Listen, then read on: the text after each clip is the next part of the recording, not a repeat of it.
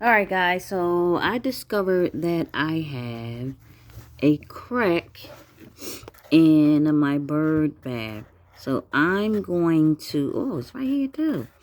I'm going to see if I can seal it with this. So let's go.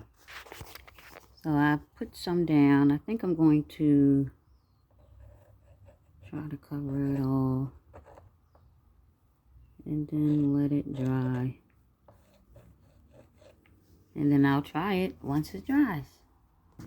So I went on and applied it throughout it. And even this right here, which appears to be a crack. Not sure if it is, but once you see it working, we know that this worked. Alright. And this was actually purchased for $1.25 at you know where. The Dollar General. Alright, we'll see.